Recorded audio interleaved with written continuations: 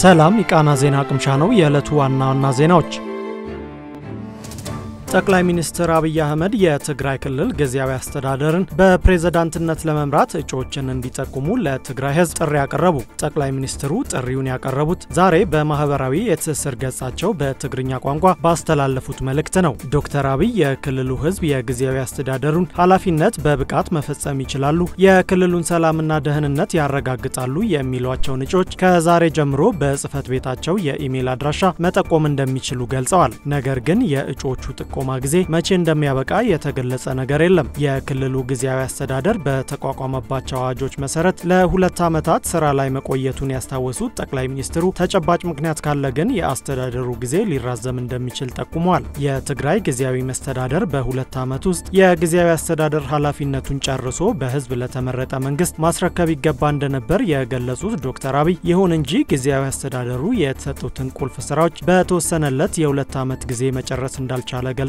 ከተሰጡት ቁልፍ ኃላፊነቶች አንዱ ምርጫ ማካሄድ የሚያስችል ምቹ ሁኔታዎችን መፍጠር ቢሆንም ይህ ስራ ካልተከናወኑት ኃላፊነቶች አንዱ በመሆኑ የጊዜያዊ አስተዳደሩን እድሜ በአንድ ዓመት ማራዘም አስፈላጊ ሆኗል ብለዋል። የፌደራል መንግስቱ መሬት ላይ ያለውን ተጨባጭ ሁኔታ ግምት ውስጥ በማስገባት የጊዜያዊ አስተዳደሩን እድሜ ለማራዘም ፖለቲካዊ፣ አስተዳደራዊና ህጋዊ ስራዎችን በማከናወን ላይ እንደሚገኝና ከዚህ ጋር በተያያዘ አዲስ ጊዜያዊ አስተዳደር መሾም አስፈላጊ መሆኑንም ጠቅሰዋል። የጊዜያዊ አስተዳደር ፕሬዝዳንት መሾም የጠቅላይ ሚኒስትር ኃላፊነት መሆኑን የገለጹት አብይ ህዝቡ በተሟላ መንገድ በምርጫ መሪዎቹን እስኪመርጥ የጊዜያዊ አስተዳደሩን ፕሬዝዳንት ለመሾም በጥቆማ ተሳታፊነት እንዲኖረው ማድረጉ አስፈላጊ ሆኗል ብለዋል። በክልሉ በተለይም ከቅርብ ጊዜያት ወዲህ በጊዜያዊ አስተዳደሩና ህወሓት መካከል አለመግባባቶች ሲስተዋሉ ቆይቷል። ጠቅላይ ሚኒስትሩ ባለፈው ሳምንት በህዝብ ተወካዮች ምክር ቤት ከህዝብ ለተነሳላቸው ጥያቄ ምላሽ በሰጡበት ወቅት የጊዜያዊ አስተዳደሩ የአገልግሎት ጊዜ መጠናቀቁን ተከትሎ የፕሪቶሪያን ስምምነት ባከበረ መልኩ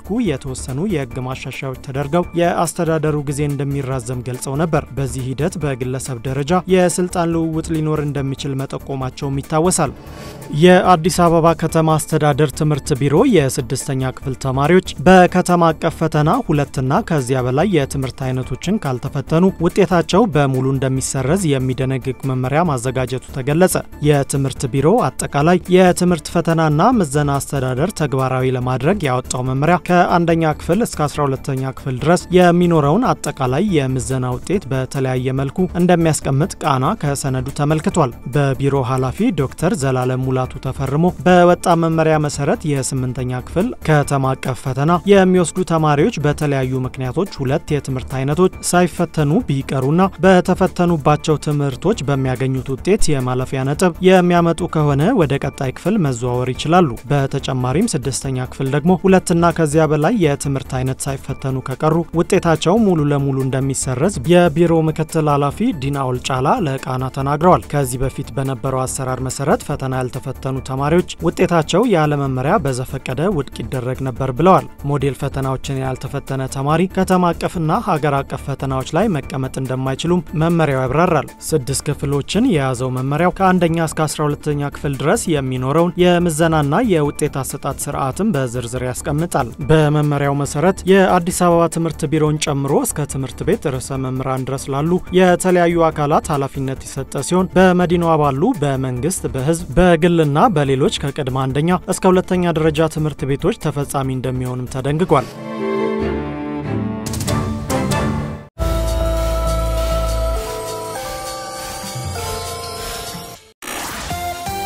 የኢትዮጵያ ብሔራዊ ባንክ አንዳንድ ባንኮች በተወሰነ መልኩ የጥሬ ገንዘብ እጥረት እንደታየባቸው ገለጸ።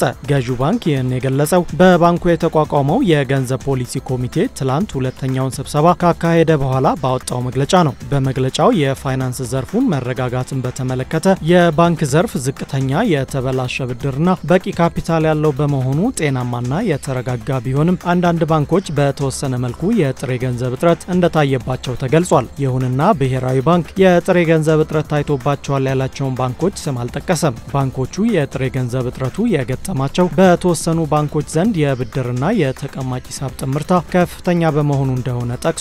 መግለጫው የባንክ ለባንክ የገንዘብ ግብይትና በብሔራዊ ባንክ በኩል ቋሚ የብድር አገልግሎቶች በመጀመራቸው የአንዳንድ ባንኮች ችግር እየተቀረፈ እንደሚገኝ ይገልጻል። የገንዘብ ፖሊሲ ኮሚቴ ግምገማና የውሳኔ ሀሳብን ተከትሎ ገዢው ባንክ አሁን ያለው ጥብቅ የገንዘብ ፖሊሲ እንደሚቀጥልም በዚሁ መግለጫው ጠቁሟል። በተጨማሪም ኮሚቴው የዋጋ ግሽበት ለመቀነስና በውጭ ምንዛሬ ተመን ረገድ የሚታዩ ግምታዊ አስተሳሰቦችን ለመቆጣጠር ሲባል ንግድ ባንኮች ከብሔራዊ ባንክ የሚበደሩበትን የፖሊሲ የብድር ጣሪያ በነበረበት 15 በመቶ እንዲቀጥል የውሳኔ ሀሳብ አቅርቦ በቦርዱ ማስወሰኑንም ገዢው ባንክ ጠቁሟል።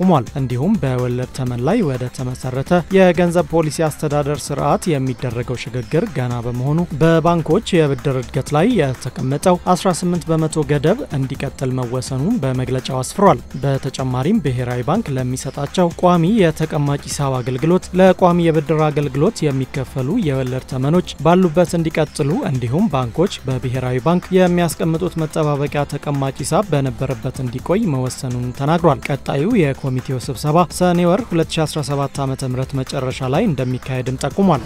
ባለፈው ዓመት ሰኔ ወር ላይ የጸደቀውን የተጨማሪ እሴት ታክስ አዋጅ ለማስፈጸም የሚኒስትሮች ምክር ቤት ያወጣው ደንብ ይፋ ሆነ። ደንቡ የመድን ሰጪ ድርጅቶች ለሚያቀርቡት ጠቅላላ የመድን ውል ተጨማሪ እሴት ታክስ ተፈጻሚ እንደሚሆንበት ይደነግጋል። የመድን ገቢው ለታክሱ የተመዘገበ ሰው ቢሆንም ባይሆንም የመድን ሰጪው ላቀረበው የመድን አቅርቦት የሚከፍለው የአረቡን ክፍያ የአቅርቦት ዋጋ እንደሆነ ተቆጥሮ የተጨማሪ እሴት ታክስ ተፈጻሚ እንደሚደረግበትም ደንቡ ያትታል። ሆኖም በአዋጁ መሰረት ክፍያ የተፈጸመበት የጠቅላላ የመድን ውል አቅርቦት ከተጨማሪ እሴት ታክስ ነፃ ወይንም ዜሮ የማስከፈያ ልክ ተፈጻሚ የሚደረግበት አቅርቦት ከሆነ ወይንም የካሳ ክፍያው የተፈጸመው በሰው አካል ላይ በደረሰ ጉዳት ምክንያት ከሆነ ይህ ድንጋጌ እንደማይተገበር ተገልጿል። በ13 ክፍሎችና በ66 አንቀጾች በተከፋፈለው ደንብ መሰረት የእስልምና ኢንሹራንስ በአዋጁ ለረጅም ጊዜ መድን በተሰጠው ትርጉም የሚሸፈን ከሆነ ከታክሱ ነፃ እንደሚደረግ ይገልጻል። አዋጁ በደንብ የሚብራራ ብሎ ከጠቀሳቸው ጉዳዮች መካከል በሸሪያ ሕግ መሰረት ከሚሰጡ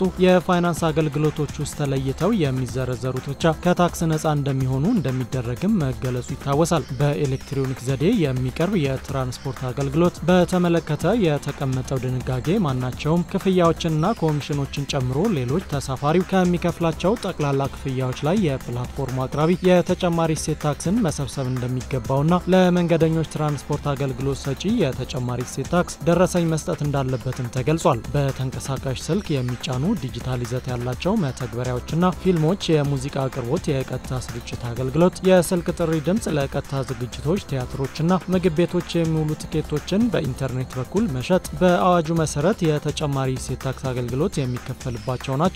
በአዋጁ በኤሌክትሮኒክ ዘዴ ግብይት ከሚካሄድባቸው መካከል በድረገጽ፣ በኢንተርኔት፣ በፖርታል፣ በጌትዌይ፣ በመደብርና ሌሎች በተዘረዘሩ መንገዶች የሚደረጉ ግብይቶች ግብሩ እንዲሰበሰብባቸው የሚያደርግ ድንጋጌ መካተቱም ይታወሳል።